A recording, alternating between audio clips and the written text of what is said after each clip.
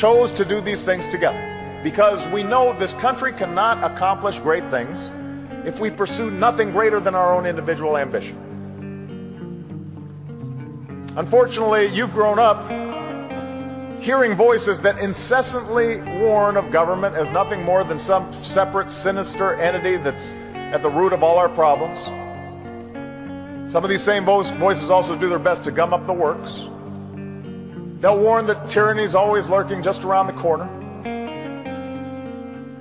You should reject these voices, because what they suggest is that our brave and creative and unique experiment in self-rule is somehow just a sham with which we can't be trusted. We have never been a people who place all of our faith in government to solve our problems. We shouldn't want to. But we don't think the government is the source of all our problems either, because we understand that this democracy is ours.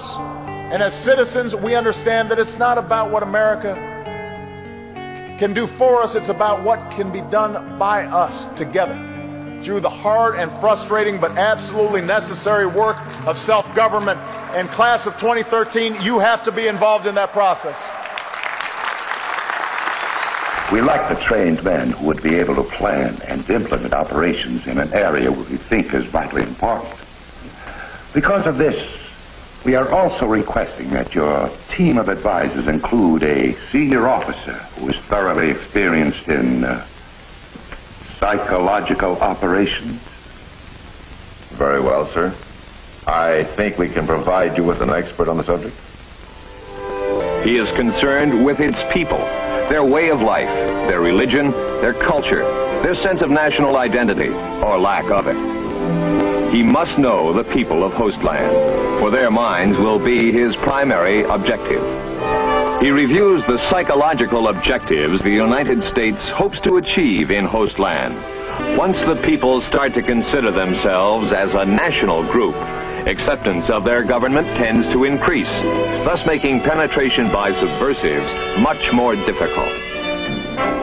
Psychologically, the people must be convinced that if it were not for the insurgents, these restrictions would not be necessary, and that when insurgent activities cease, restrictions will be removed. As the people are affected by the program, so the program is affected by their changes in attitudes. A successful PsyOp program will make them perceive things from the desired viewpoint. What thoughts will pass through his mind? What images will he see? What factors will push him in one direction or another?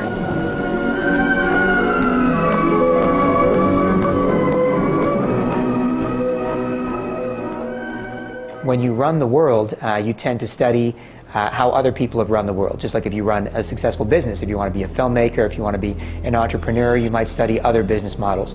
The people that currently run the world studied how the people before that ran the world, and now want to create a scientific dictatorship. And that means they want permanent and total control over the world forever, so they never have to worry about revolutions again.